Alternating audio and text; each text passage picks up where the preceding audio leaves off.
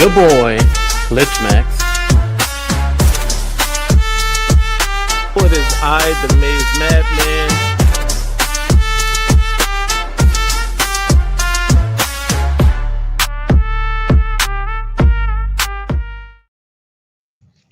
Good evening, good people. It is I, the Maize Madman. I'm here with my guy, the Maniac, and my other guy.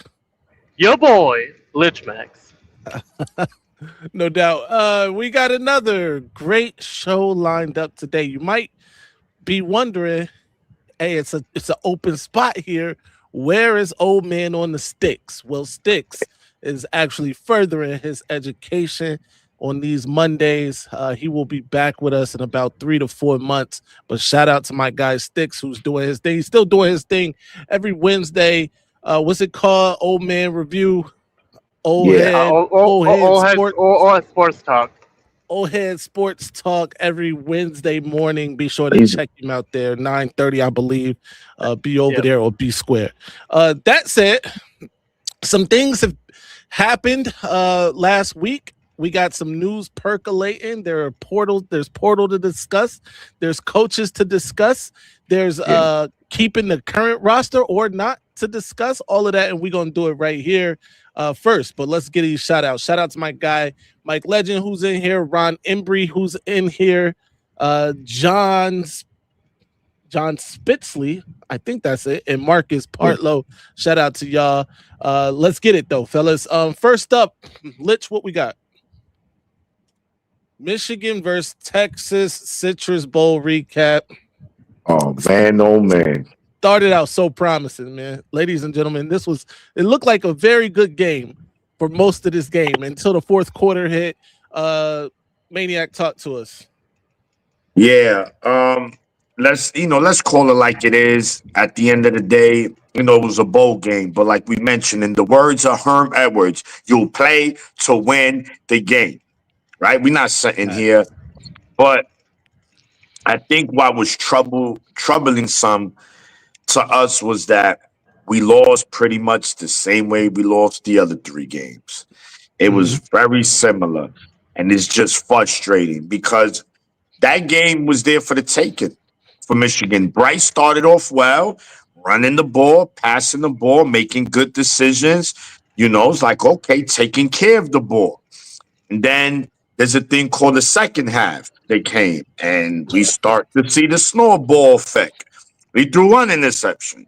He threw 2, and then obviously he ends up throwing 3. He had a hat trick of interceptions, and it just got out of hand. Arch Manning, he turned us around, and he just gave it to us with no grease. He just said, "Hold that," no warning. He treated just like a Diddy party. He treated us like a Diddy party. Defense, where were you, defense? Hello, defense, nothing. Guys couldn't get no pressure on Arch. It was just embarrassing to a certain extent. Not the whole game, but that fourth quarter, it definitely unraveled for Michigan. And, seeing Bryce just fold, man, it really bothered me. And the defense just couldn't get a stop. Was frustrating. And ultimately, we saw what it was. It was a 41-27 win for Texas.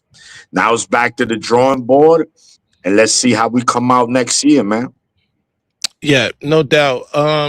Litch Max, how'd you see it from your perspective? I think Bryce, like Maniac said, Bryce started out the game. He was looking good. He was doing the right things, taking care of the ball. That second half, it's like we just stopped playing the game. The entire game, our defense really wasn't doing us any favors, to be fair. Texas's offense is not a great matchup for Michigan's style of defense, at least with Wink at the helm. Luckily, Wink's out of there, so we should see a much better showing come this next season. But, I think a lot of the turnovers came from the fact that, our defense really didn't put Bryce in the best situations. We were always playing off the back foot. In the first half, we did a really good job of taking that pressure and moving the ball down the field with it. But that second half, I just think it just kind of wore him out. Yeah, our luck. No, sorry, that warm out. Our luck just kind of ran out with Bryce. No doubt. This right here is a great comment. Shout out to Ripstar who's saying, don't milk the bowl game. This is our first time getting to talk about the bowl game outside of the immediate reaction. We haven't been since the bowl game. This is the first time we're able to talk about it here. That said, I thought, both what you guys are saying is true, but this comment right here by The Original, no pass rush all game, no quarterback by at all. We talked about, Wink Martindale already having a foot out the door. It looked like Wink could have called this game from the airplane, getting the hell out. He didn't have any Michigan signage on. He wasn't there mentally or physically, really. Well, certainly mentally wasn't there, at least to win a game for Michigan. So there's that. I thought early on, and people who follow me on Twitter noticed, I tweeted out early, like the first couple drives, I thought Michigan's defense was playing pretty well. And I tweeted the defense came to play. But after that, it's like as soon as I hit send on that tweet, all the mojo was gone for the defense, and it was just all pure downhill from there. Now we know what happened. It was the Maize Madman. Wink saw his tweet, and he was like, "All right, we're done, folks. We're done. Wrap it up." It was like, "I'm trying too hard. Let me get. It's looking too good." But outside of that, man, like I said, for 3 quarters of this game, Michigan really played well. Bryce played well. Bryce was really having the best game of the season, especially when you consider the competition, until that fourth quarter, and we know what happened then. It kind of went off the rails. But considering what the coaches had to deal with, what Biff had to do, Kasula, filling in for Chip Lindsey, short order. They didn't have a lot of time to switch things up. But it's a decent game. All in all, until the end of that the fourth quarter. The fourth quarter is when the game really got out of hand. But that's that. I will say real quick, if you look at everything that we've had to deal with up leading up to that game, I don't think we did super bad. We lost, but look at everything we had to deal with rolling up to that bowl game. I think we did all right considering the circumstances. Yeah, I don't disagree with that. I mean, I don't think many people nobody picked us to win that game, right? I don't think it was a lot of people picking Michigan to win that game. I thought a lot of people thought it'd be worse than that earlier on. Michigan did a decent job staying in there. Yeah. Grade for the new coaching staff. Let's bring up that graphic. Do we got that graphic? I sent it in the chat. I don't know if anyone's downloaded it. I don't think we did, actually. But Litch made a graphic. I'm going to try to get it here. Go ahead and talk about it, Litch, while I try to get this up. I made a graphic about all of the new coaching hires that we made this season, including Kyle Whittingham. I can't remember the Jason Beck, and then I can't remember what our offensive coordinator's name is. Jason Beck is the OC. Jason Beck is Jason Beck. Sorry, Jay Hill. Yeah, I made a graphic with all of them. If you can't find it, I can put it in the. I got it. Keep. Okay. It's all good. Yeah. Okay. Yep. And then I listed out all of our recent coaching hires, from the new quarterbacks coach, all the way to the strength and conditioning coach. Notice that we've gone after two, I think, Whittingham relatives, Alex and Freddie. I don't know if they've been confirmed yet, but they're expected hires. Right. Freddie is the tight ends coach. Freddie's the tight ends coach. The NFL, I believe. He was at Kansas City, linebacker, or was he the linebackers coach? No, the linebackers coach is his son from Kansas City.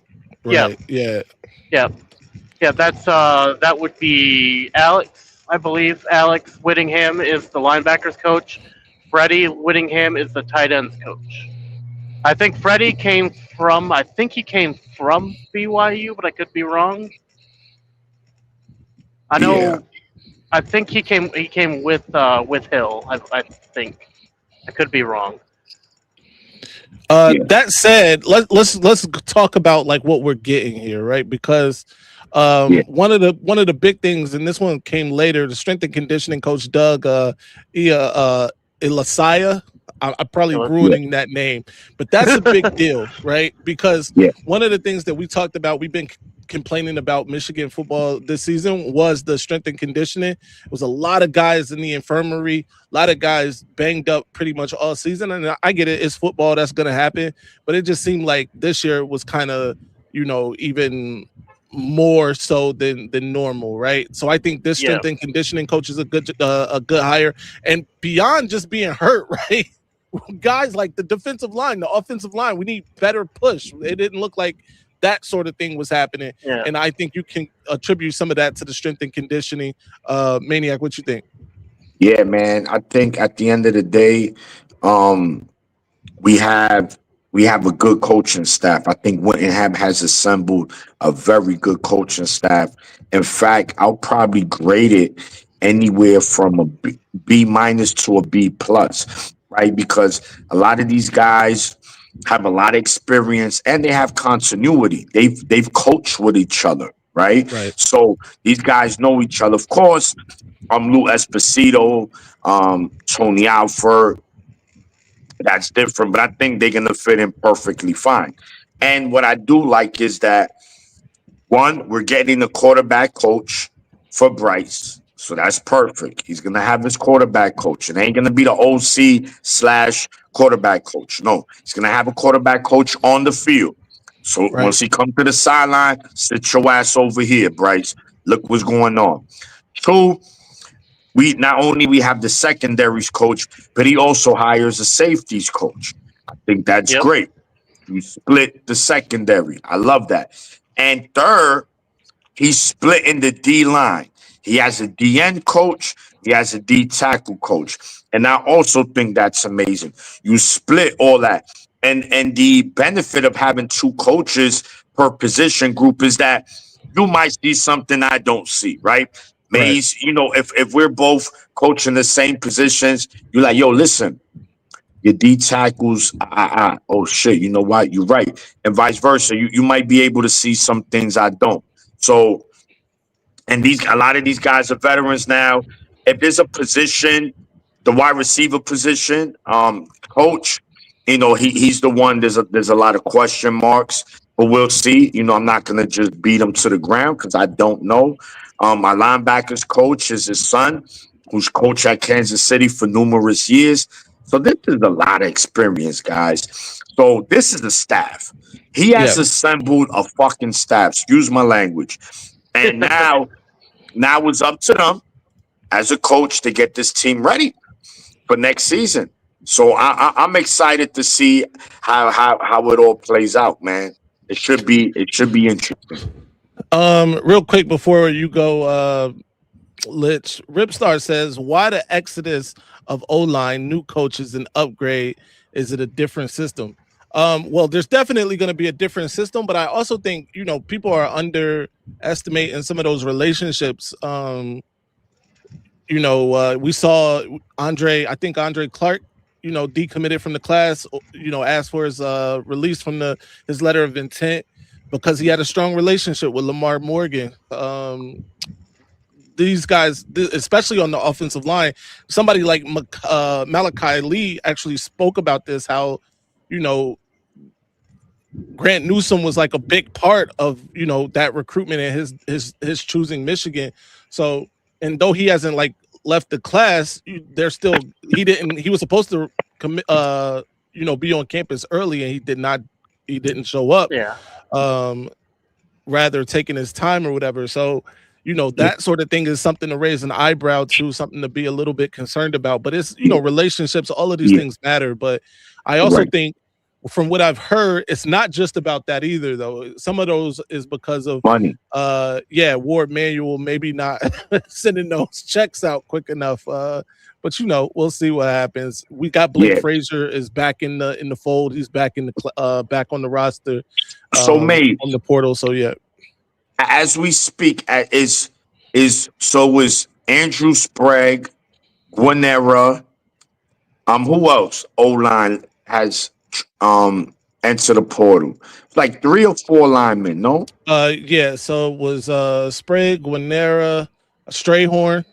Right now, Strayhorn. as it stands right now, we don't have a center. Correct. Yeah, so I think Yeah. Strayhorn is visiting like Alabama. I Yes. saw, it And is. yeah, and Yeah, the O-line coach is known to be a great coach, man. So I don't, right. like you said though, these are the things they underestimate. And plus, kids is chasing that bag, bro. They in Yeah, there. People forget that these players could come back. It's not like you enter the portal and can't come back. So yeah, that's I'm a pretty fact. sure Whittingham wouldn't mind them coming back, but we'll see. Yeah. So you giving the coaching hires a B minus to B plus, right? Yeah. All right, Lich Max. What about you? Talk to us in the comment section. What do you guys give what grade do you give these coaching hires? Talk to us in the comment section. Lich Max. What about you? I'd be inclined to give the new position coaches like just talking about them separately as a group.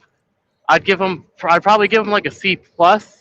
If you when you add in the OC and the DC hire, I think that would push them to like a B minus in my eyes. Yeah, yeah, Because like I like the fact that we got rid of Wink Martindale. That's a huge bonus in my book. That kind of helps their grade a lot. Just right. because like I hope I want to see something new this season. I don't want to see the same generic defense that we've seen the last 2 seasons. So as long as the DC can show us something new and not just be the same old, that will make their grade can only go up from here. But the offensive coach, I don't know much about Beck. I have heard a Hmm. lot of good things about him. So going off of the good things I have heard, I have high hopes that he is what Michigan needs, and that combined with Whittingham's approach to the offense, I think those two are going to make a very good team when it comes to game planning week to week for the games. Yeah, Uh, the rest of the hires, I am going to miss Lamar Morgan, but I do see a lot of good names on here, and the fact that we have a much better strength and conditioning coach, I think that's going to come in. That's going to come into play. play big time Yeah, this season, especially with getting our linemen on both sides of the ball conditioned for those long drives, and yeah, hopefully not have as many injuries moving forward. But a lot goes into play with injuries, but hopefully the strength condition can help mitigate a lot of that. One thing I did notice when I was looking through the list of new hires is they had 2 names down for the wide receivers coach. I don't know if we got 2 new coaches, but mentioned 2 names, but that on the hire list, which was Micah Simon and Marquise Hogans. yeah, I don't know much about those two, but I do. From what I can see from the article, it was saying good things about him. So I mean, like we can only expect good things moving forward, especially with all these new names that they brought on, especially bringing somebody in from the NFL to the college as a linebacker coach. I think it was, yeah, linebacker. yeah, I think that's gonna help us a lot. So I'm gonna say a high B minus, but a B minus nonetheless as well. Agreeing with the low end of Maniac's score. yeah. Um, for me, real quick, AT makes a good point here. I'll tell you their grade when Bryce declares his intentions. I'm not mad at that. A lot of this is going to be tied to quarterback, and right now Bryce Underwood, hell, he's one of the only quarterbacks we got left. So there's that. Yeah. I'll say this. I think it's a good. If all of these hires are good. The one I'm most excited about, Maniac and Lich, is the safeties coach. Actually, this Tyler Stockton guy, right? Tyler Stockton. They got him from Boise State. Boy, He was the safeties coach over there, also co-defensive coordinator over there. But Yep. before that, he was at Ball State from 2019 to 2023. He was on the Bryles, assistant coaching award list. I think 3 years over there Oh, at Broyles. Ball State, which is crazy. So I'm excited about that. I think he's going to bring a lot to that secondary, and specifically at safety. If you're not Rod Moore, then I think everybody needed work, right? Yes. Um, Yeah. Yes. yeah, Yes. Fact. so there's that. I'm excited about the strength and conditioning coach. I already explained that. I'm excited about that. And then linebacker coach, when you look at Alex Whittingham or Freddie Whittingham, Freddie or Alex, whichever one is the linebackers coach. I'm excited about that. That's a Alex. guy from the NFL coming down to the college game, bringing that sort of knowledge at that position down to the college game. That can only uh, work out good in Michigan's favor. Jim Harding, the offensive line coach, everybody has been singing this guy's praises, so we gotta take that with for what it is. I'm excited about that. As far as Beck, I mean, the dude averaged 41, had an offense that averaged 41 points last season. If Michigan averaged 41 points this season, a lot of these games would have been different, Yeah. fellas. Absolutely. And then Jay Hill, the same, orchestrated a turnaround for BYU in terms of their defense. So I'm excited about both of those guys. I'm going to get this a solid B. I'm right in the middle of the low end and high end for Maniac at B. I'm going to give it a solid B right now from everything that I've seen and understand about these coaches. There are a couple, though, that I just am not familiar with at all. And I'll continue to do my research on those guys as well. What's next? Next, we have a super chat. Okay. Shout out my guy Dexter Green. He is a member, by the way. You should become a member. Thanks for the $5. He says M3 kept on Davis calling him a make a wish. Now he lost the legend. Yo. Oh man. So look, Davis Warren, I got to give Davis Warren this much credit, bro. He did win the game forever. He's going to be known as the quarterback, a quarterback that beat Ohio State. That's forever. Yeah. He's a legend for that no matter what. Yeah. Even if he played, I'm not even going to talk about how he played in that game, but he got it done, right? One of those throws, he made a huge clutch throw in that game. O'Leary made an even more clutch catch. So I got to give him credit for that. He deserves that. He beat Ohio State in a year that last year could have been worse for us. We lose to Ohio State last year and they go on to win the Natty. Bro, nasty work. We can say nothing, but he gave us one more year to say they haven't beat us since, right? And then this year happened. So shout out to Davis Warren. He's always going to be a legend in my book for that. All right, what we got? All right, we have Portal madness, bro. The portal is let me tell you, it's over 4,000 kids in the portal. I read somewhere that's like 31% of college football is in the portal, bro. Yeah. They said D1 has about 30-something thousand players. And they're like insane, man. Yeah. It's insane. Absolutely. And we currently have how many? 17? Right. 18 Kuzdal and Mikey King so I think we at 18 or 19. 18 or 19, man. Currently in the portal. I think what a lot of Michigan fans, I get it. I think someone in the chat was like, yo, what's up? Why we not doing nothing in the portal? What's my man's name? My man, forgot my man's name. He in there somewhere. But yeah, the bottom line is as the staff just got assembled recently. So now it's go time. Now it's time to attack the portal. You got your coaching staff. You know who's coaching which positions. But people got to also understand, Maize and Lich, that it's about keeping talent on the roster. More importantly, dudes like Bryce Underwood. More importantly, dudes like Andrew Marsh.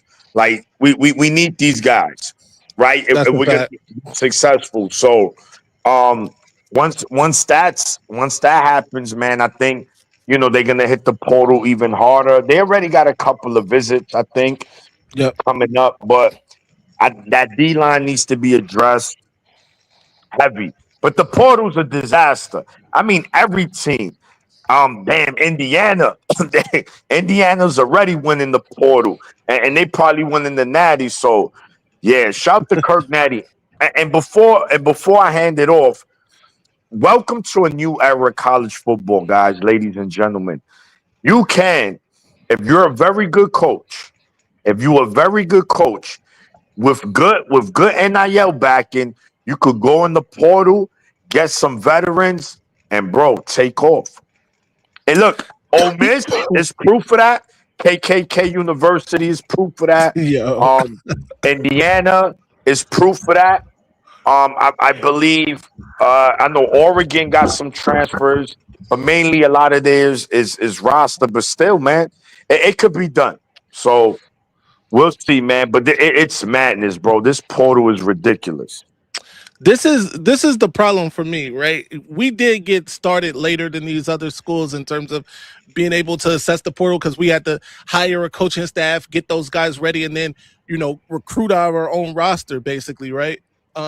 Before they can even start to get going. But there are some names out there for sure. Celeste Moa, who is in the class of Utah right now, his father tweeted some interesting things, and his uncle is the strength and conditioning coach. That our new strength and conditioning coach is Celeste Moa's uncle. You think about Kelvin Obit, who's a 5-star offensive tackle. He could be in play for Michigan. Those are two guys out of high school, though, not necessarily the portal. But when you start talking about the portal, and one thing I want to talk about with Indiana is this. Yes, they got Nick Marsh. They are reloading people. And other teams in our conference now are following that same kind of blueprint. Look, UCLA just hired the guy from JMU, the other guy from JMU, right? Yeah. Indiana got Signetti, and now UCLA got the other guy. And guess what? You saw all those All-Americans or fringe All-Americans from JMU. They're now going to UCLA. I just saw that today. It's an exodus to UCLA for those guys now. So they're going to be a much better team immediately next year. You got to look out for UCLA. You talk about the guys from Iowa State that are now going to Penn State. I know you guys see this. They got the coach from Iowa State at Penn State now, and now those guys are leaving Iowa State and going to Penn State. You look even at poor little Bronim, they got Fitzgerald, and he's made some. I can't knock the moves he's made so far. Whether or not they're good or not is another thing in terms of his team. But he's made some decent moves. People are moving and shaking in the Big Ten, and this is the conference that has the money. People, let's be real. Yep. The SEC is represented by one team in this Final Four. The ACC is represented by one team in this Final Four, and the Big Ten has two teams in this Final Four teams, right? It could have been, listen, we could have had 3 teams in this thing if the other state wasn't such a vile, disgusting cesspool and losing to Miami. By the way, we're going to talk about that here in a second. But these are the things that are happening. This is happening quickly. We need a similar kind of mass exodus and kind of talent grab for Michigan from those guys at BYU and Utah. I know those aren't necessarily havens for great talent, but there is some great talent over there. They have some talented players, and Michigan needs to take advantage of that. Yeah. Lynch, put up Teron Nelson's comment. But this is important too when it comes to the portal. I think a lot of Michigan fans kind of overlook this, or they're not. There you go. So, well, this is a fact. Yes, if you are a junior, anything like that, it's almost impossible. It's not worth it almost for you to try to do it unless you try to start over in college. So there's that. Yeah, and that's the problem that you as a player, you like, yeah, I'm good, and it's his mission. And Michigan, the university prides itself on its academics prestige, so that's not going to change for sports. That's the advantage all these other schools have. They don't care about academics when it comes to sports like that. They don't care. You could come in as a true freshman, Yeah. and dog for the 5 SEC teams. Yeah, listen, this is what I'm gonna say about the SEC, bro. I'm gonna just keep it straight 1,000. The SEC is a tough conference. Don't get me wrong. I'm not here to say that it's a trash conference because it's not. But the problem with the SEC is that for years it has dominated college football. So the media has brainwashed everybody that anything they do is so good. And this season, actually, this is the third season in a row that the SEC hasn't done shit. If Ole Miss loses to Miami, that's going to be the third natty in a row that you don't see a SEC team in the natty. And we're going to guarantee there's going to be 3 Big 10 teams you're gonna get a Big 10 team in the Natty this year. So it's gonna be 3 straight years for the Big 10 having a team in the Natty. So listen, it's parity now, bro. Y'all was the SEC was the dirtiest conference. And the one thing I like about the SEC is that they don't give a fuck. Damn, excuse my language again. They do not care about all the grimy shit the other team is doing because they all doing it. The Big 10 is full of coward ass teams. They let this Connor Stallions little thing and they all became snitchers. So shout to the SEC. That's the thug out. That's the thug conference. Shout to them. This the Big 10 is a lot of female dog, and they made something so small into they turned a paper cut to a gruesome murder. And at the end of the day, there was nothing there. So shout to the SEC in that regards. Real quick, Lich, and we'll let you go. Shout out to Goj, man. We was wondering where you was at, man. We didn't see you in a minute, man. How you feeling, Goj? What's good, man? Hey, shout out to Jason too, Hall of Fame college football. Be sure to check him out over there. But Jason, yes. SEC teams did have to play themselves, yes. But also, bro, maybe you shouldn't have got 5 SEC teams in.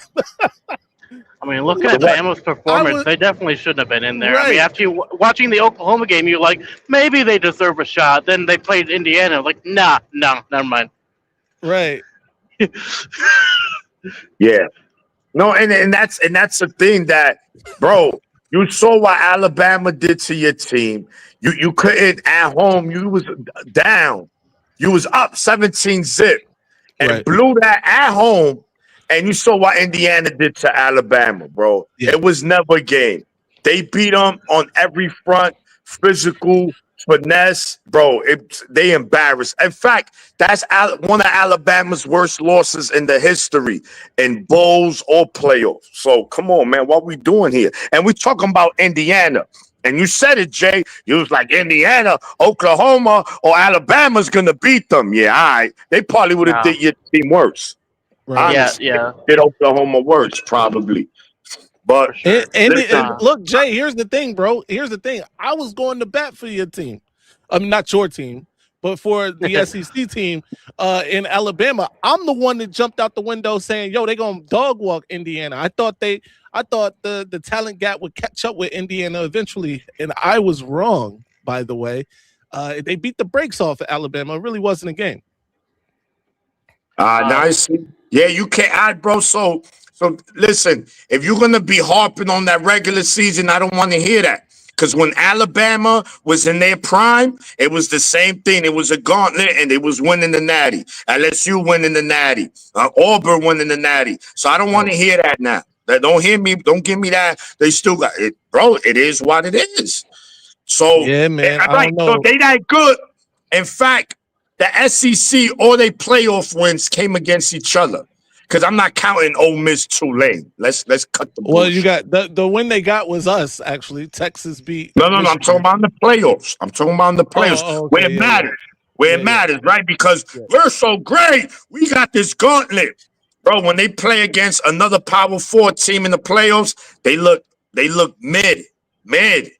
And if Miami stuffs Ole Miss in the locker, bro, they're gonna be in hiding until August. I promise. Yo, and that's the thing too, bro. Even in the bowl season, my bad, Lich. Even in the bowl season, you're a team, a fringe playoff team, right? Like Vanderbilt was stuffed in a locker by Iowa. Yup. Like that, and Iowa is a mid Big Ten team, right? Yeah. Yeah. I'm just saying. What Illinois was it? Illinois that beat Tennessee? Who beat Yeah. Tennessee? Illinois. Yeah, man. The conferences are matching up, and we still handling business, man. Yeah. Yeah, I don't know what Illinois was on in that game. They must have had their Wheaties that day or something because they What? Oh they no. embarrassed Tennessee. This is another point. This is where the bias comes in. Tennessee didn't beat one team with a winning record this year, and they was ranked like all year. No one talks about that though, right? No one talks about that. Again, there is bias when it comes to the SEC. Now, Bayer is still a tough conference. I'm not taking away from them, but we got to stop the bullshit. Yes, just because it's the SEC and everybody is ranked. Look at this gauntlet, but they've been looking like nothing. Whether it's the bowl game or the playoffs, getting cooked, clothesline, DDT, power driver. Come on. By the way, hold on. Jason upset about this SEC thing. Hold on though. Yeah, we are.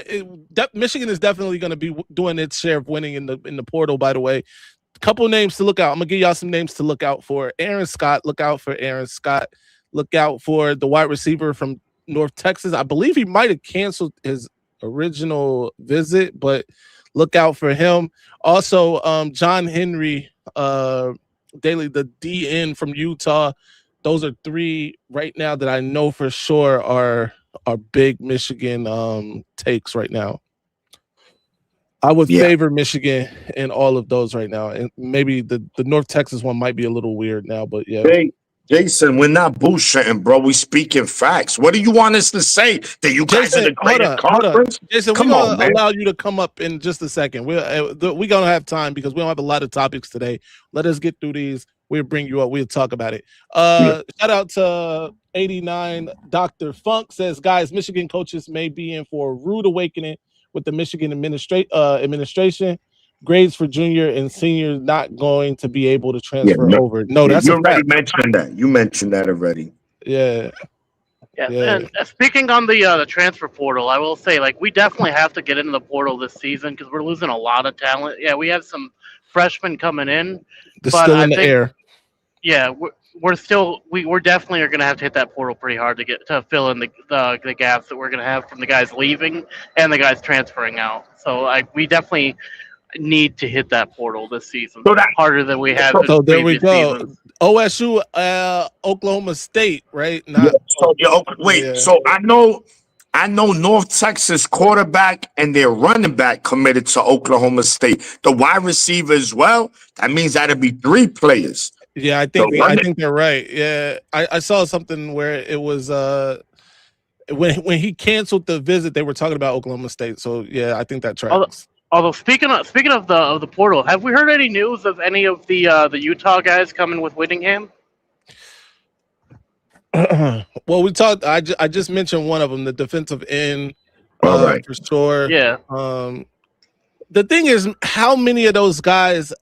I think there's a wide receiver over there too that may be in the portal or coming. So, but yeah, I mean, I just don't know how many of the guys from Utah would you want at Michigan? No disrespect, respectfully, of course. Yeah, I think there's a couple guys that have the kind of talent that Michigan would want, but whether or not they actually would want to transfer is another story. Like they definitely don't. They definitely aren't a wealth of talent over there. I mean, it was mostly the coach doing a lot of the heavy lifting. Yeah, and we got to also take into account, right? Any receiver that's going to commit to Michigan. Yes, that Aaron Scott. We need Bryce to say he's coming back, right? Why would I transfer to a program that we might not even know who their quarterback is? So once Bryce makes an announcement, which he should do it pretty fast, so that we could go ahead and say, look, Bryce is coming back. We need some receivers. So we'll see how. If Bryce don't come back, then we're gonna have to start looking at quarterbacks in the portal, and I don't really see a lot of candidates that are going to be entering the portal. At least ones that I would want to see at Michigan. I mean, realistically, if we lose Bryce, anyone will do. But to be fair, but I don't see a lot that would be a good replacement for Bryce if Bryce leaves. Yeah. Yeah, the portal is crazy right now. Well, I'm gonna actually be doing a video probably tomorrow. It'll drop tomorrow on some more of the portal updates. But yeah, let's go. Let's move on. As we are transferring this new topic, I want to remind everybody: if you want to get your messages read up here by the Maize Madman or anyone on the panel, send it in the form of a super chat. It's the best way to make sure that your message gets read and to make sure that you can get the Maize Madman to say some crazy crap. That's a fact. Johnny, shout out to Johnny who said, "Fun fact: since 2020." Ohio State's only beaten Michigan one time. Yeah, he's referring. No, he's referring to. There's a OSU fan. He's one of my biggest fans. I'm not gonna date your mother, homie. I don't want to be your stepfather. So stop saying my name, you bozo. Just like the rest of your fan base. Crazy, bro. Let's go. Playoff recap. We had one playoff game on New Year's Eve, ladies and gentlemen. I think we all know what that was. Yeah, good. It's good. They in the chat. Let's start with that game. Ohio State, Miami. Man, oh man. All we heard, first of all, the Indiana game was a fluke. We was living in a red zone. Hey, the guys are gonna be ready. Hey man, Ryan Day is calling plays. We're good with Ryan Day. First of all, you ain't never win shit with Ryan Day calling plays. Hence why he needed Chip Kelly last year. Y'all forget about that. Talk about Y'all didn't have the running backs. They didn't have the horses in the backfield. But they was sucking the meat off this little midget freshman running back. Okay. He's the truth. He's good. Don't get me wrong, but they suck at him. Nothing. Julian's saying a Oompa Loompa midget that when he played against real competition, just look at his numbers. That's all I'm going to say. Texas, Indiana, and Miami. Go look at Julian saying numbers and tell me. Because all I heard, he has the highest completion percentage in the history of NCAA. He's a... Bro, I'm not gonna go in. This is a show. That's a fact. Listen, Julian saying is a good quarterback. He ain't nothing special. When he ain't got 7 seconds back there to throw to the 2 first-round picks, bro, any quarterback is gonna do it. You know? Once he start getting hit, he rattle. He a midget. He like 5 feet tall, man. Listen, this OSU team, talented team from top to bottom. Generational defense. Defense never let any team score 20 points this year. And they still couldn't get done when it mattered most. When it mattered most. Miami game, here we go, Maize. When it was 14-7, what did Miami do in the ensuing possession? Took it right down the field, hit a field goal. Yeah. Right? OSU came, scored touchdown. It was back and forth. Miami gets the ball with 6 minutes left, like 5:58. And they just took it to their defense. 4 first-round picks on that defense, by the way. 4. And they couldn't stop them. Miami ran basic zones, basic gap. They did nothing special. They didn't run no trick plays, nothing special, and moved the ball when they had to against this defense. And finally, with 55 seconds, they just put the shot to their heart. Get these bums out of here. Caden Curry. Oh, Caden Curry. He's the truth. Where was he on last year, guys? I don't know. Miami. The APB out Arvell Reese. Hold on. Arvell Reese. He's the linebacker. Wait till you meet Arvell Reese. Somebody, please tell me where Arvell Reese at so I could go visit him because I don't know where he been at. He was all at these the big names. The only dude that balled out was Jeremiah Smith. Shout to Smith. Caleb Down He's a made dog. some He's a good dog. hits, and Miami was hitting these dudes, bro. Hitting these dudes. Oh You yeah. saw Cornell Tate. Cornell Tate was hesitant to catch some of these balls. Yo, listen, they took it to them. OSU, it was proven once they played against a team they could punch back, they were caca-doodle. And that's it. They lost 2 games. All that energy on Michigan. We beat ya. You didn't win the game 6. So get up out of here. Why the game by Miami, Ruben Bain, Kessador, Flessador, whatever. They son your old lineman. Tell your man Ryan Day stop calling plays. He's trash. He full. He just like those beach chairs. So it's good to see them go. They frauds anyway. Now it's on to them to the semifinals. Now y'all give y'all take. Real quick, AT is hilarious, bro. Julian saying is the Joe Burrow of Kate McNamara's is top notch trolling. No, I'm a like that Miami defense and that pass rush by Miami, were basically roommates with Julian saying that entire game. They had free rent right behind that offensive line throughout that entire game. Like Sayin was getting sacked so often that I'm pretty sure he had the first names of every defensive pass rusher. He was probably on a first name basis with each and every one of them with how often they were back there. It seemed like Ryan Day was passing like he was playing a defense that didn't know how to pass rush. Like he Sayin was back there thinking he had like 7 minutes back there, and he definitely did not, because those pass rushers were coming through faster than Sayin could make a read. And I think that's and every time he got hit, you could see Sayin get more and more happy feet every single time, and that caused him to get sacked even more often because he'd get happy feet, start trying to move out away from the pocket a little bit because he's getting hit hard every single time, and it just wasn't a good time to be a Julian Sayin wearing Buckeye colors. That's for sure. In that Miami game. It didn't look good for Ohio at all. Like they definitely didn't look like they belonged there when it came to the playoffs. And like you said, like after they beat Michigan, they didn't win a game.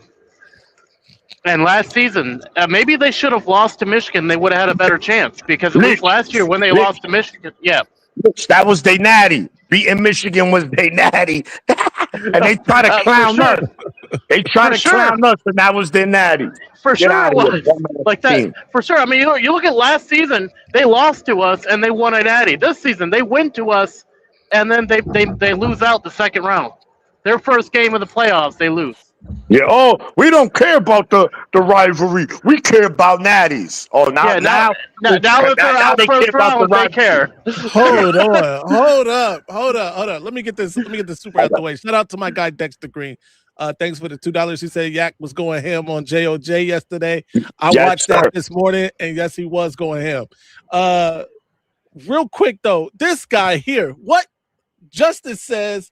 Michigan fans think we care when they say Sayin isn't good. We know this. We aren't in denial like y'all. Wait a minute.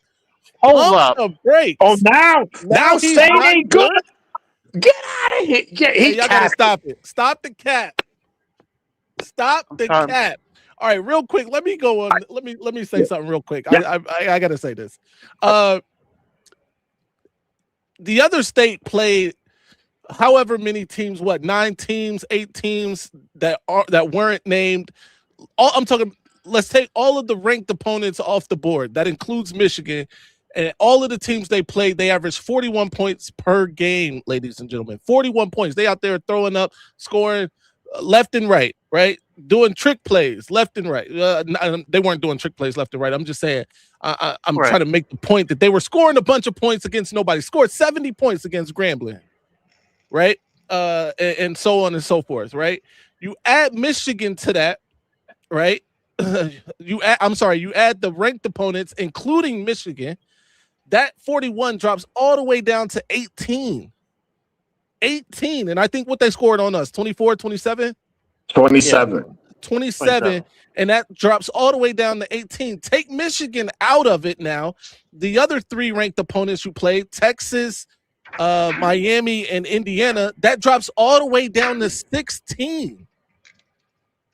16 points per game against good competition. This is exactly what the Michigan fans on this channel and others were telling you guys, that you haven't played anybody. When y'all were sitting there trying to tell us that, oh no, we made them look like nobody. We made Washington look like nobody. No, Washington was just nobody. Yeah, We made whoever were else, just having a bad else they year. played look like nobody. No, they were just nobody. You were never who you thought you were this season. I'm gonna give the defense credit, because I don't care who you play in college, in D1 football, holding opponents under 8 points is impressive. I don't care who it is, right? But then when you play those teams, Indiana got over that 8 points. Michigan, we didn't get over 8 points. Did we? What was our final score? We had 6 points. Never mind. Yeah. Six whole damn points. Which is ridiculous, by the way. Miami got over that point threshold. You see what I'm saying? Like, so it was Ohio State a good football team this year? Absolutely. Could they? Were they worthy of the playoff? Absolutely. Were they who you guys said they were? Absolutely not. They were not the monster that that the Ohio State fan base would like us to believe. They never were. We got 9 points. Yeah. You said we got what? We got 9 points. We got 9 points. All right. So we scored more than the 8 points. How about that? Shout out to Michigan, beating the threshold. All right, look. Go ahead. No, go ahead. No. Look, the bottom line is you got exposed when it was time to get physical. So shout to Miami, and there was a foreshadow, because we saw the Texas A&M game. That was a foreshadow to what was possibly going to happen. What happened? 7 sacks against A&M, who only gave up 10 sacks all year. Right. Julian saying, and what they told us, they weren't worried about that. That was an anomaly. Yeah. They overrated Bain and other of them. So look, it's good to see them lose. It's good to see them humble, because again, the arrogance of the OSU fan is like no other. And when they lose, they cry and there's an excuse. And then, oh, look at our record. It's funny that Justice, the bozo in this chat, since 2000. You tell him to go past 2000. It's like trying to give Superman a kryptonite sandwich. Hey, you know, I'm not even they will telling not them to go go past 2000. Our history starts in 2020. That's it. 21. It is. It is a new era. New history, bro. Get out of here. After COVID, goes a new era, and we owned them. We got 3 Big Ten championships. We 4-1 against them, and we both got a natty each. Michigan owns y'all. Y'all will forever be our sons. And to the next game. Let's go to the next game. And I want to be real quick. So throughout this entire season, every Ohio State fan has said, Julian Sain is it. He's the best quarterback. He's the greatest thing that's ever come to Ohio. Y'all were all saying that all season, and now you can't switch up just because he got taken to Sac City by Miami. You can't switch up now. No. Listen, I promise you, the 2000 fact has not got us upset. Listen, the 2000 fact is the only part of history that y'all can have, like, that you can like really lean on. It's technically, this is how stupid they are. It's technically 2001. They lost that 2000 game. So, they lost that game in 2000. Drew Henson went into the shoe, shitted on them. But anyway, let's move on to the other final game. Before we do that, we got another super chat. This one from Ripstar. Thanks for the $4.99. He says, Ripstar, friend of the program, is the greatest. Woo! Remember, voice of college football. Yo. Do you want me to hit it? Win agency. We don't beg for super chats like John. You know what, man? I knew better than to trust that this wasn't going to be this. Do we hit a flare for that one? Go ahead, hit a flare. Woo! Maybe.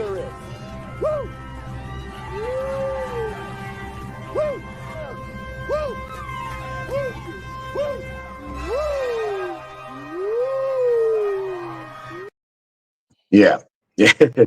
Yeah, so I because mean, we could all play that, we could all pick a timeline. Only yep. OSU fans are cherry pickers. But anyway, let's move on to the next game. Oregon, Texas Tech. That was the first game of New Year's Day. Go ahead, Maze. Get right to it. Yeah, Oregon Texas Tech was I picked Texas Tech to win this game. I was wrong about every game except for Miami, by the way, and I'm okay with that.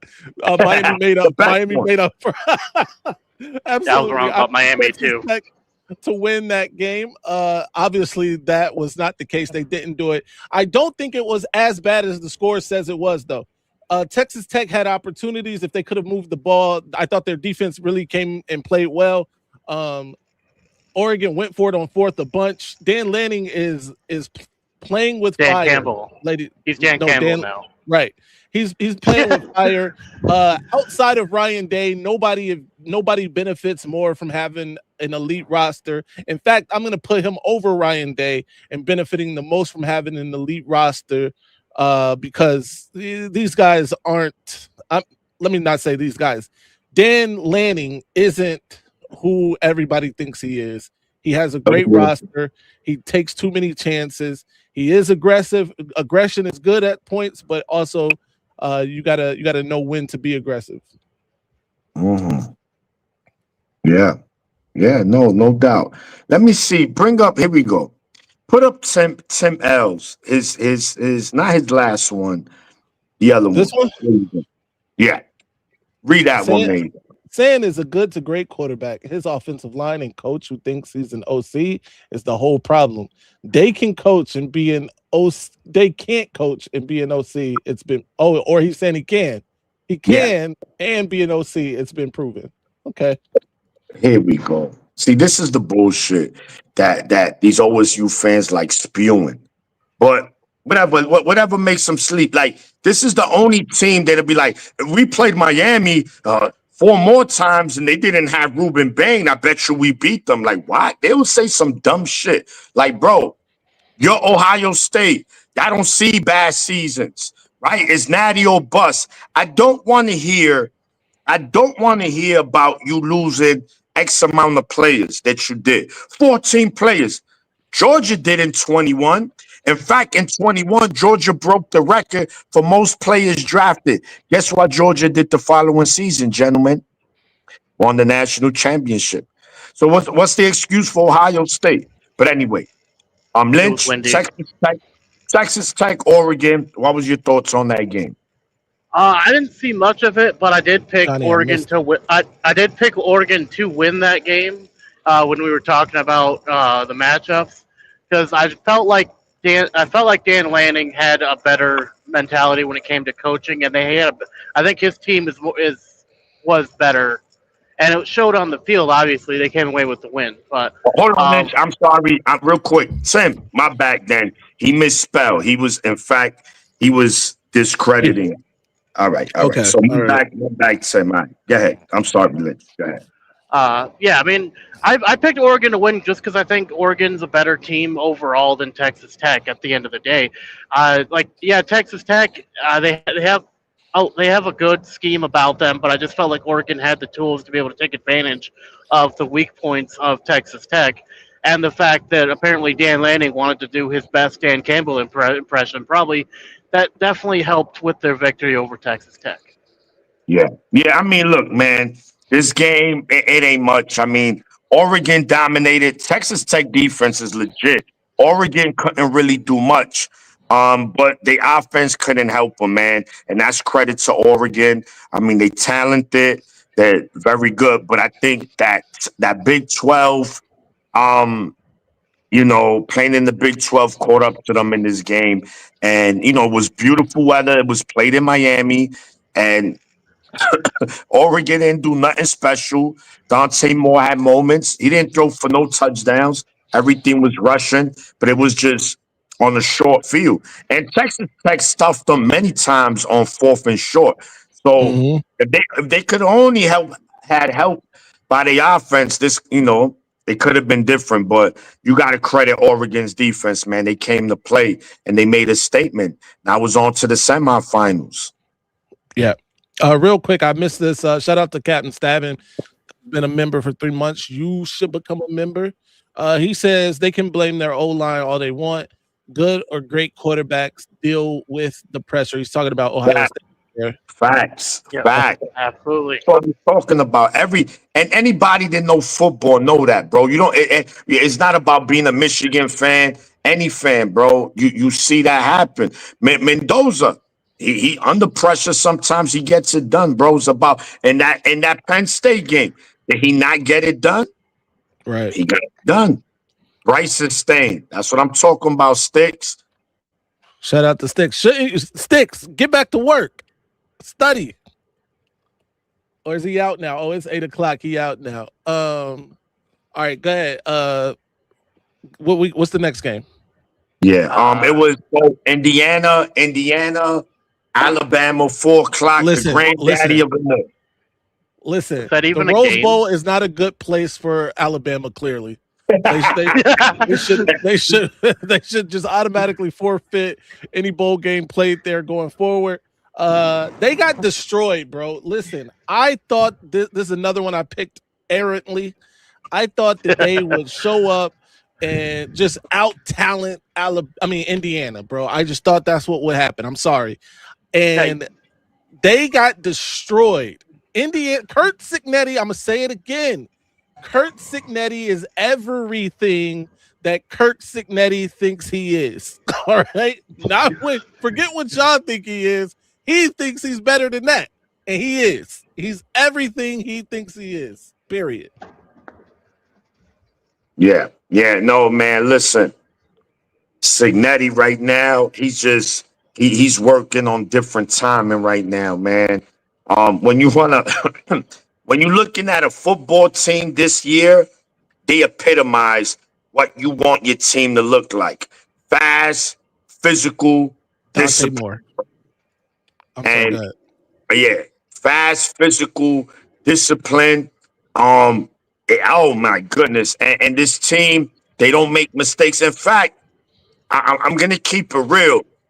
This Alabama team this Indiana team remind me of some of those Saban's national championship teams. This is what they were doing to teams. You just couldn't. They were too physical on both sides of the field. Everywhere. They secondary gonna knock your head off. The safeties are gonna knock your head off. You can't really run the ball. They suffocating teams, man. So, and they just doing it with good players, not great, not elite, good players. So that's coaching, and that's also having these players bought in. They bought in. They understand we have a mission. We trust you, coach. You understand? And coaches trust them.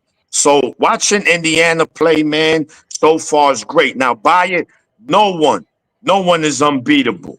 No one. So yeah, they could lose to Oregon, win, or go to the Natty and lose. So like Kobe said, the job is not done.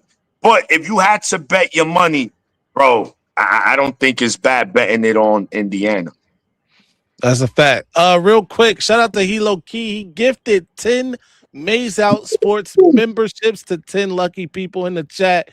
So Michigander 1212. Tim L got one of those things. Maurice Graham got one. Frank 313. Daryl Young, Ty Black. You guys make sure you thank my guy Hilo Key for handing out those Maize Out Sports memberships. Shout out to Captain Stabbin again, $10. Thanks for the super chat. He says Bryce just posted. Let's effing go. Hey, give me something for that, Lich. Let's go. Woo! I'm the best there is. Woo! Woo! Woo! Woo! Woo! Woo!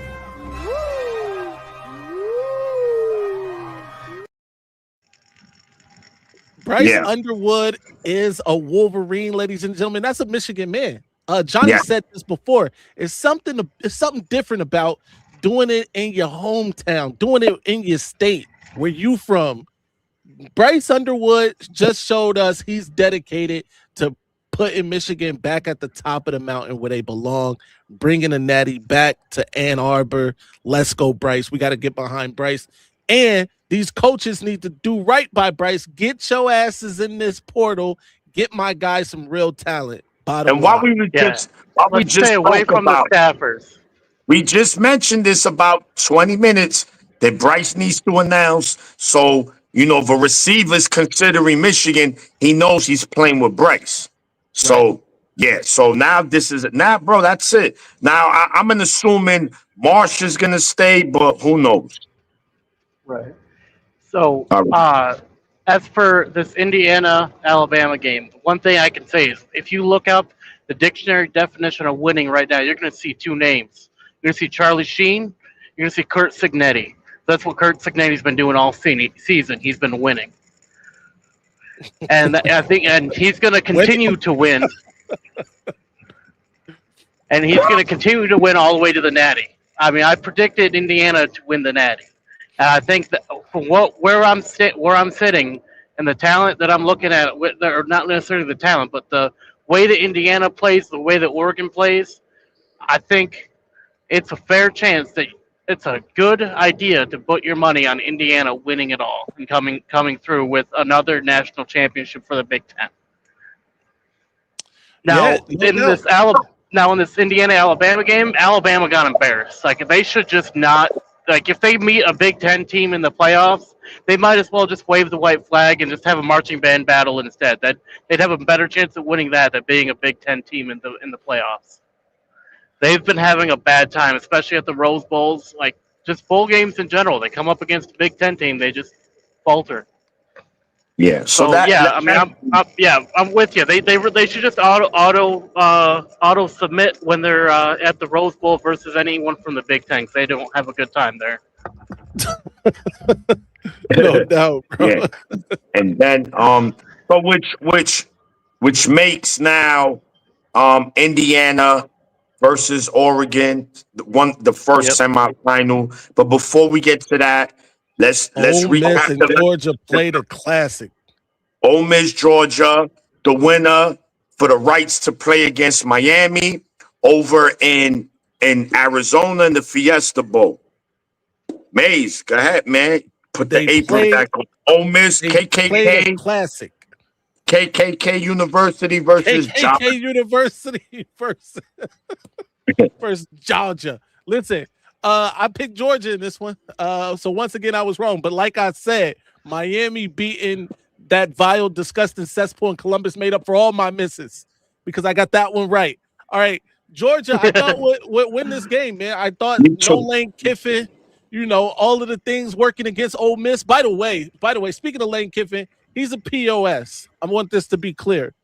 He is forcing those assistant coaches that were on the Ole Miss staff to leave early to come back and recruit for LSU. On one hand, I understand it. You got to get in this portal. You got to get those guys right. But at the same time, dog, these guys earned this right. They were there. They helped these kids get there. And now you're taking them away from these kids in a time where they really need them, right? To get out there and help them get over this hump in the semifinals and potentially into the national championship. So that kind of sucks. Let me say that. That said, though, these dudes went out and balled. Chambliss, this is another kid that somehow got out of the state of Michigan with the University of Michigan not getting a whiff of the talent that he is. This dude is special, bro. He was out there wheeling and dealing. He made some spectacular throws on the run, getting out of trouble. Trinidad Chambliss is an absolute beast and somebody that the Ole Miss fan base might have missed on if Simmons never gets hurt. If Simmons never gets hurt, I don't know if Ole Miss is here. No disrespect to Simmons, but Chambliss is a difference maker, and he showed that in that game against Georgia. Now, when it came down to it, Georgia made a couple crucial mistakes on a third down when they had the ball inside their red zone. The Ole Miss red zone. They threw the ball on third down, which stopped the clock. with about a minute or so left in that game. You cannot do that. You got to run the ball. You got to keep that clock moving because this other guy is in fuego. At one point, he completed 13 straight passes in this game, which is a what they played in the Cotton Bowl. What bowl they played? They played in the Sugar Bowl. The Sugar Bowl. It was a Sugar Bowl record. He broke a previous Sugar Bowl record shared by, of all people, Tim Tebow and Michael Penix Jr., who completed 12 straight. He completed 13 straight. So he's the record holder now for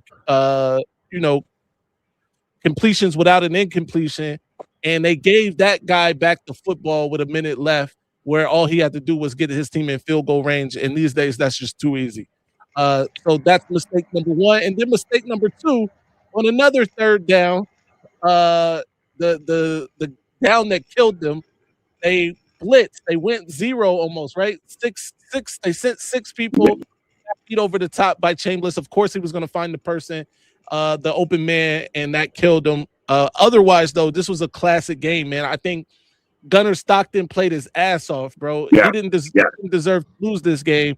That's for sure. He was out there taking hits and delivering the football just like you're supposed to do. Stand in that pocket, even when he got out of the pocket, getting smacked. Standing there, deliver the football. That's how it's supposed to be. This was a great football game. I cannot stress that enough. But go ahead. What's your thoughts? Yeah.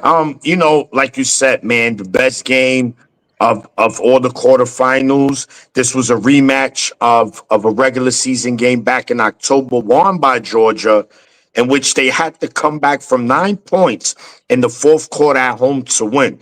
Yep. Ole Miss's only loss all year. So they avenged that loss in the game that mattered more. And these are the games that no team deserves to lose. They just playing football, man. And this guy makes a play. This guy, Trinidad Chambliss, if he could somehow beat Miami, bro, he might get a Netflix special, because this guy came from D2 Ferris State, like you said, from the state of Michigan, went to Ole Miss, wasn't the starter. Let's be clear. The starter went down with an injury. He came in and he never saw that bench again. So he's doing some Hollywood stuff right now. There's some Hollywood stuff going on with him. Phenomenal player. And, my man, Gunnar Stockton, like I said, early in the year, he's a football player. He epitomizes. He's a guy that wear Wrangler jeans, cowboy boots, those plaid. He tucks in his plaid shirt with a cowboy hat and drives a pickup truck.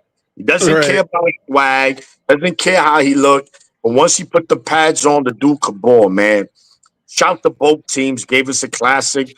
But Ole Miss moves on to play Miami, gentlemen. So we got the Final Four. Oregon, Indiana, and the Cotton Bowl. No, and the Peach Bowl, which is going to be played in Atlanta. And then you got Miami, Ole Miss playing in Fiesta Bowl in Arizona. Yep. So let's get to Indiana, Oregon, man. No, for Lich. I forgot. I don't have a whole lot to say about the game. I missed it, but I heard it. I heard.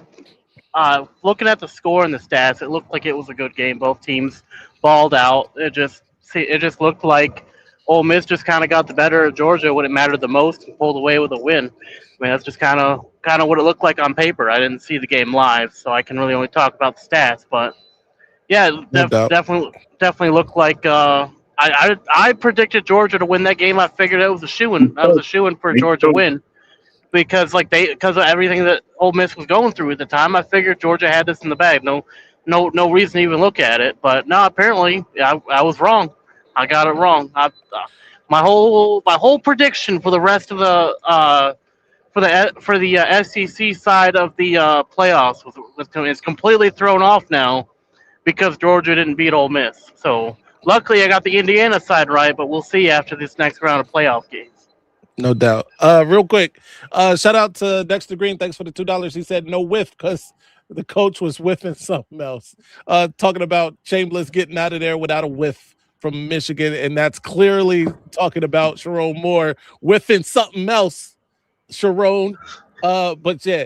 Also, Bryce is back with a vengeance. That's a fact. And Chase said, shout out to the panel. Thank you for the content. Thank you guys for tuning in to the content. Go ahead, Maniac. What you want to say about the next games? Yeah, so let's get to another rematch. Oregon Ducks versus the Indiana Hoosiers. Look, Oregon's only loss this season has come to the hands of Indiana. A game that was played, I believe, in October as well. Indiana went into Utsen Stadium. I believe that's how you pronounce it. Autzen. Autzen, excuse me. And straight dominated them. Domination. But guys, it is tough to beat the same team twice. We got to call it. I know Indiana's on fire, but this is not going to be no gimme, man. Oregon can win this game. They got the dogs on both sides of the ball. I think the advantage Indiana is coaching. I think Cignetti is the better coach than Lanning. I think Lanning, he's a Las Vegas gambler, bro. He likes to take risk. You know, it's like, yo, bro, you can't spend that last 5,000. How you getting home? I don't care. All right, go ahead, risk it. And Indiana's a team that if you do make mistakes, they will capitalize. He's just a good team like that. And that's what great teams are. I can't say great, excuse me. Good team. If they win it all, then they become great. But they just so disciplined all around. Dante Moore is going to have to do a lot. And meaning, when I mean a lot, is not just throw the ball. He's going to have to run the ball with his legs. He's going to have to make Indiana defend him every which way. And they got to take risks. They got to. Though they got receivers, Oregon. Don't fuck that short shit. Throw it deep. Take risks, bro. This is the semifinals. Don't go in there and you know, game manage this game. Nah, I think they got to take risks because Indiana's going to be who they are. They're going to run the ball. They're going to take shots with their three receivers, Cooper, Surratt, and what's my man, the white boy, number 80. He a beast. The white boy, number 80. Yeah, I know you're talking about. Nah, you know, because they I know not you're talking about, man. But he's a beast, bro. So, and they tied end. They just good, man. Look, I love this game. I think we're going to see a very physical game. You're going to see a lot of players getting hit, hing hang. But when it's all said and done, yes, I'm going to drink the Kool-Aid. It don't matter what color the Kool-Aid is, but I'm drinking it. I'm going to go Indiana in a close game. I mean, this is 50-50. It will not surprise me if Oregon wins this game. But I'm going to go Indiana. I'm drinking the Kool-Aid in the close game. I'm going to go 23-20 Indiana. Okay. Lich, what you got? You know, I gotta say, I think Maniac's right. This is going to be a very physical game. I think it's going to be a very grounded game between the two teams. Like we're going to see the ball through the air, but I think a lot of it's really going to come down to who can run the ball better on the other's defense. So I think I had to look at the score. One thing comes to mind, and I've said it before. When you look up the definition of winning in the dictionary, you see Kurt Cignetti and Charlie Sheen. So obviously, I got to pick Indiana. It's going to be I think it's going to be a close game. I'd even put it within a field goal of a victory. But I think Indiana's going to pull away with the victory. If I had to put a score to that, I'd probably have to say, gotta do math real quick. Damn, Moose. Damn, he Moose got said it ain't gonna be a game. It ain't gonna be close. Cignetti or bust. I'd have to say I don't think it's going to be a high-scoring game because I think these defenses are both extremely are very good. So I think it's going to be 17 to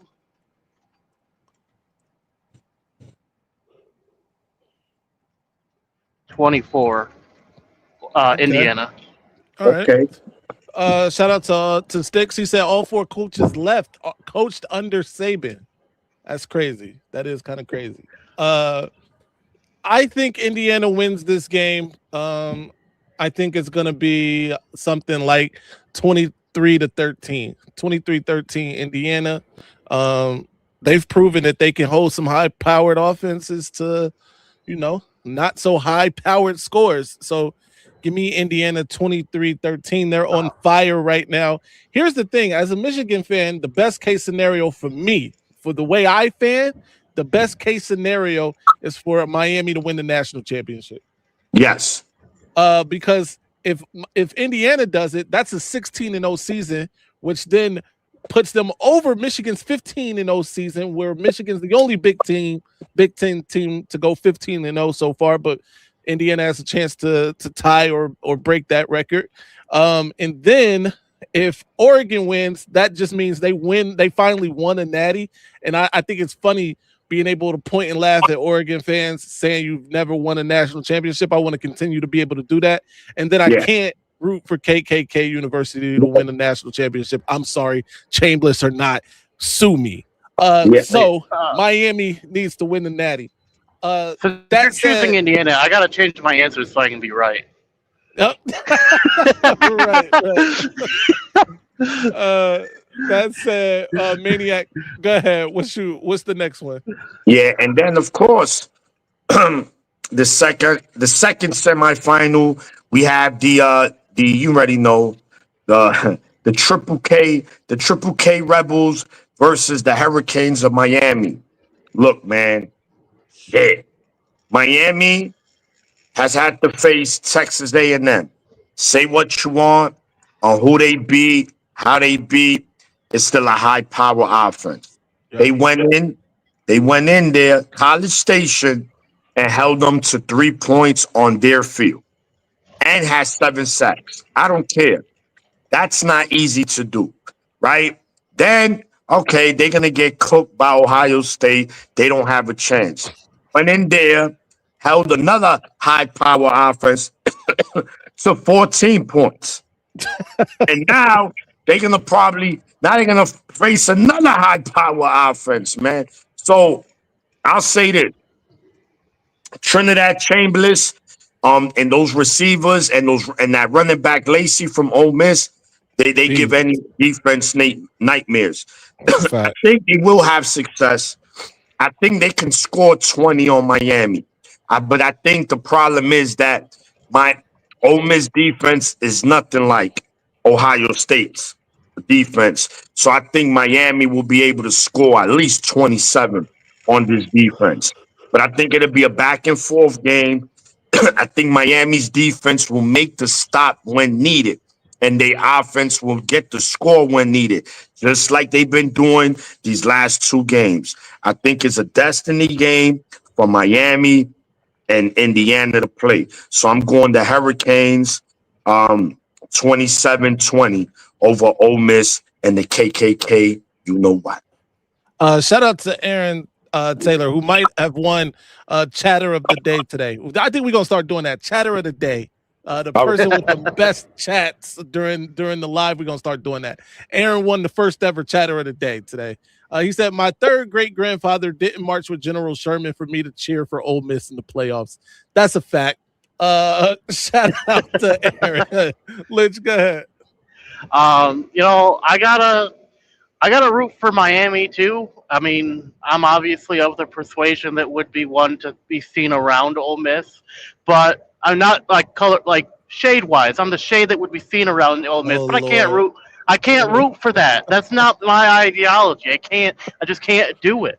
Yeah, Ole Miss got to go down. Ole Miss got to go down. They don't represent us.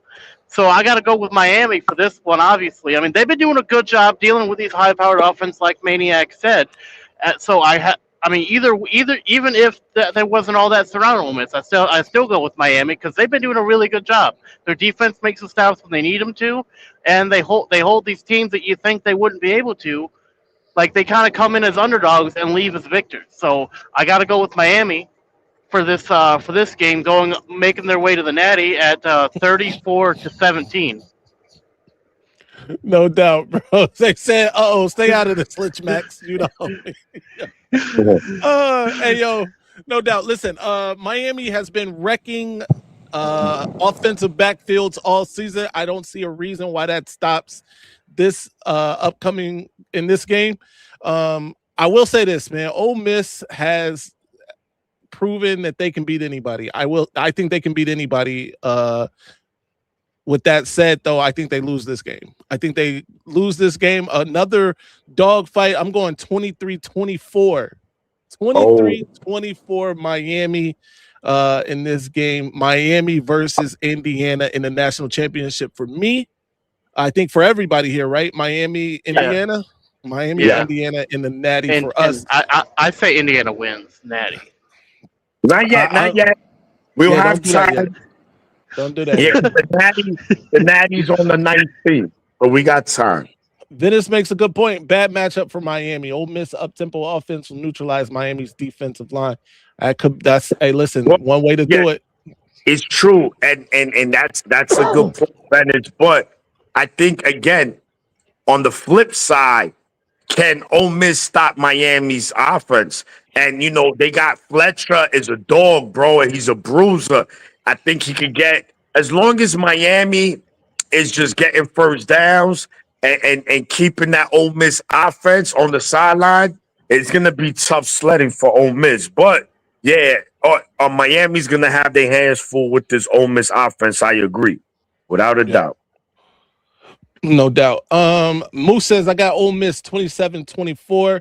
I'm not mad at that. I do think it's going to be a tough game no matter what. That's a fact. All right, look, gentlemen, I thought we were gonna have some time to bring people up. Unfortunately, it looks like Jason left a long time ago. Maniac pissed Jason off earlier. He got up out of here. Shout out to Jason, man. But anyway, gentlemen, thanks to everybody in the chat who participated. Shout out to Aaron Taylor, the inaugural winner of Chatter of the Day. We're gonna do something. We gotta put something together for the Chatter of the Day. We're gonna do something. We'll let you know what it is. Maniac, tell the people what you got going on, where they can find you. You can find me in your mother's basement. No, let me stop. No, you can find me right there. You see it on Instagram. Go blue _maniac _24. And that'll lead you to all my social media outlets. And also, don't forget to subscribe to the YouTube channel if you haven't. Maize, if you could just throw that link in there, let them know. Absolutely. Let me go grab it real quick. That'll be a $10 fee. Yes. And of course, every Monday here with my brothers on the Maize Madman Show. Yes, sir. That link is also in the description of this video, but it's right there in the chat. Be sure to check that out. That's my guy's link to his YouTube. Really Flawed joined the chat late. She says, "Go Steelers, let's go." Flawed, we got beef. All right. Michigan is 0-3 against Texas. We got real beef. I'm upset about it. Lich, go ahead. You can find me everywhere at LichMac626. You can't find me. I'm probably not there. But if you want me there, send me a message and I might go there. You can also find me on Fridays at The Gamers Sidelines, where we talk all things football around the NFL and the college football leagues. Also, Mondays, you can find me right here on the greatest, nay, the best ever Michigan podcasting show in the world, the Maize Out Sports channel, on Maize Out Mondays with these two guys, and normally Sticks, but Sticks decided to get extra education just for us. Sticks hit the pole on us. We didn't give him the NIL he was asking for. he entered the transfer portal. He might be back. We don't know yet. Yeah. But yeah, you can find me right here on Mondays. Normally I host Lich Picks, but we ain't got a game, so no Lich Picks. But if you want a Lich Pick, go ahead and look at Indiana to win it all. That's my Lich Pick for you. Indiana winning it all. No doubt. Be sure to follow the Gamer Sideline. I tried to get the link. Something's going on with my computer. I'm sorry. I just barely got back over here, back to this tab in time. Shout out to Flawed, though. No, you can't. Hands off our offensive linemen. Thanks. That's it. You can have Ohio's, though. They don't need them. And be sure to check out my man, Old Man on the Sticks. Old Man on what's your new name, old man? He changed it. Old Oh, Head there it is. Sports It's up Talk. there. Old Head Sports Talk. That's it right there. Old Head Sports Talk. Be sure to follow my guy, subscribe to his channel, all of that. In the meantime, follow me, M_Thrizzleton on Twitter, at Maize Madman on Instagram until that changes. And follow us on Twitter, where Marmar, who was in here earlier, he is our Twitter guy. So all those messages you see come out of there, all the crazy stuff, that's Marmar. Blame Marmar. But we are Maize Out Sports on Twitter, or the Most Sports, one of those. Follow us there. Google it. We're Kirk Cinetti. Google us. Until next time, you know the slogan, stay angry, my friends. I'm upset. I'm upset. I'm upset. Ladies and gentlemen, this might be our best season ever. My ratings, they're about to go through the roof. All right, now I'ma calm down. So I just don't get that all that Maize and that lock and all that. I just don't get it. So and how the Oh my God, we're shutting the damn live down. Good night, everybody.